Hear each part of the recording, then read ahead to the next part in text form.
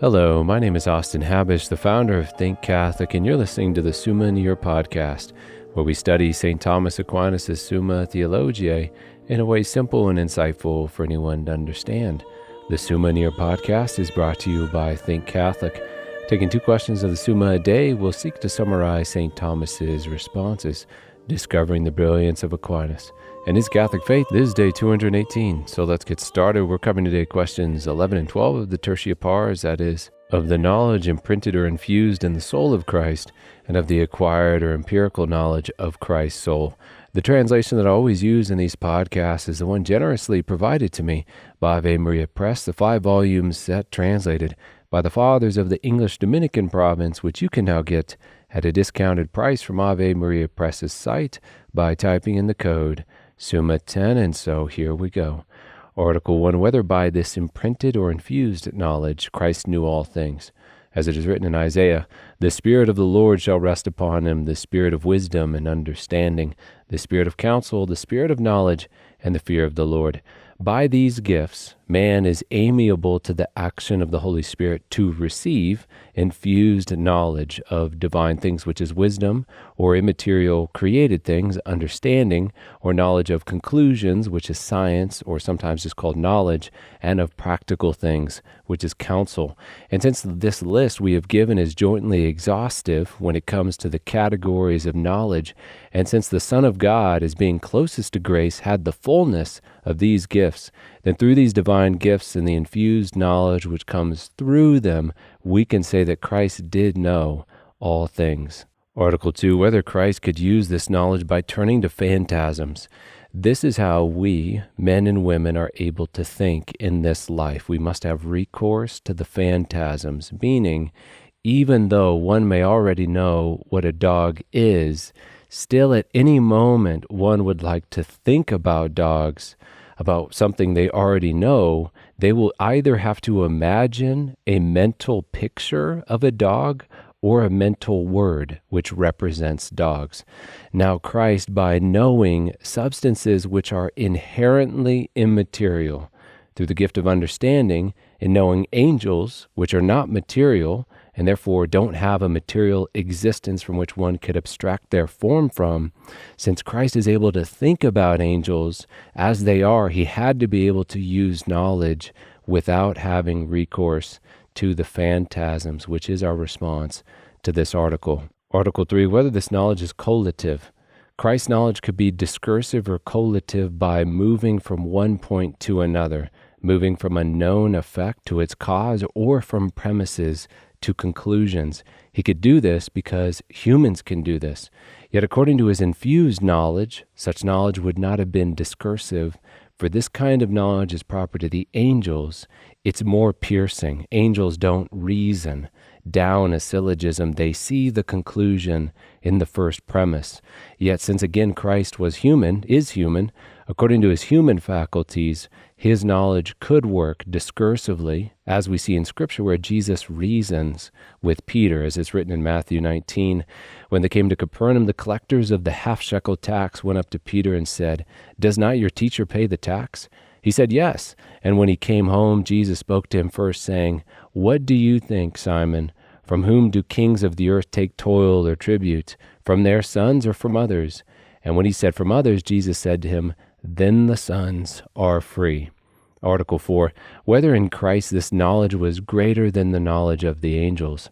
In a word from St. Thomas, the knowledge imprinted upon the soul of Christ was more excellent than the knowledge of the angels, both in the number of things known and in the certainty of the knowledge, since the spiritual light which is imprinted on the soul of Christ is much more excellent than the light which pertains to the angelic nature. Article 5, whether this knowledge was habitual. Knowledge is a habit in man. For your knowledge of English, or dogs or cats, or the Our Father, the Apostles' Creed, these things are in you in such a way that you won't lose them when you go to sleep tonight and wake up in the morning. Therefore, since Christ is human and was very clearly, easily able to access the knowledge which he had of all kinds of things, then we must acknowledge that this knowledge was for Christ a habit. As Aquinas puts it here, inasmuch as he knew things by species divinely imprinted upon him, And of this knowledge we are now speaking. Now this knowledge was not most perfect simply, but merely in the genus of human knowledge. Hence, it did not behoove it to be always in act. Article 6, whether this knowledge was distinguished by diverse habits. Habits are distinguished by their objects, such as the habit of temperance moderates pleasures of touch, and fortitude the fear of death. For God, as an example, in knowing himself, he also knows everything else. Whereas for us, when I know what a dog is, I don't also know what an angel is, nor the angles in a triangle, or necessarily the divine attributes. We do not have a universal sweeping knowledge of things. We have a broken up knowledge of the world, and therefore such knowledge can constitute broken up habits.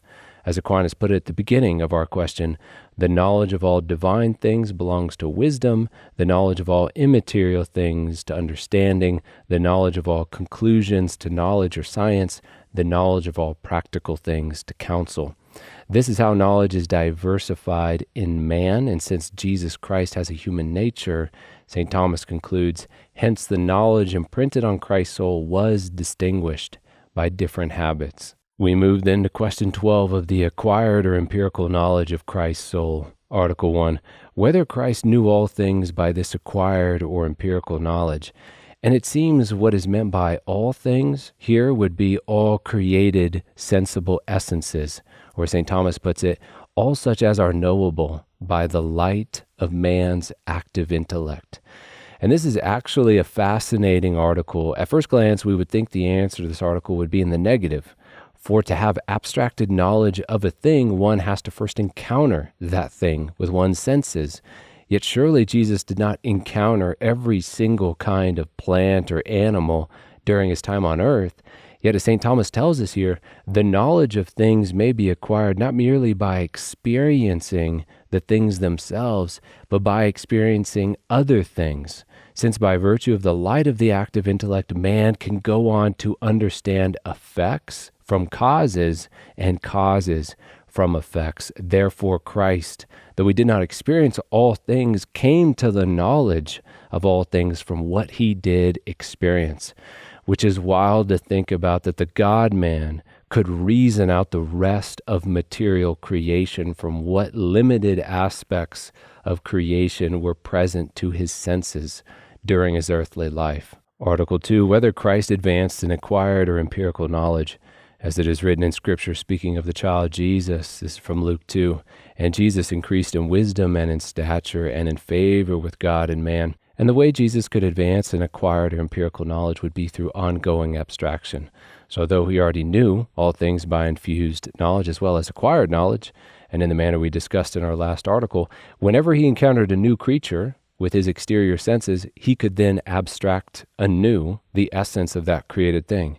And since in some cases this would be the first time he'd be doing so, he could truly be said to advance in empirical knowledge by this ongoing abstraction of particular things, although he would not thereby be discovering something he didn't already know. In Aquinas' words, it follows from this that in the soul of Christ there was a habit of knowledge which could increase by this abstraction of species, inasmuch as the active intellect, after abstracting the first intelligible species from phantasms, could abstract others and others again. Article 3, whether Christ learned anything from man. In a word from St. Thomas it is written, behold, I have given him for a witness to the people, for a leader and a master to the Gentiles. Now a master is not taught but teaches. Therefore Christ did not receive any knowledge by the teaching of any man. Article 4 in our last article, whether Christ received knowledge from the angels. And this is going to be the same answer as the last article. Angels, by divine permission, can illuminate the mind of man. They can take part in this process of infused knowledge. But again, Jesus Christ has the fullness of wisdom, understanding, knowledge, and counsel. And so they would have had nothing to teach him which he would not have already known. So although in the normal course of things it is fitting for God to teach man through the hierarchy of angels, since Christ is the head of the church, of which angels are included, it was not fitting that he should stand subordinate in knowledge to the angels.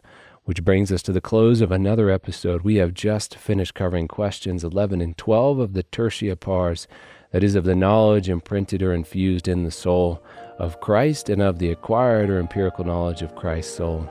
My name is Austin Habish with Think Catholic, and I cannot wait to see you tomorrow.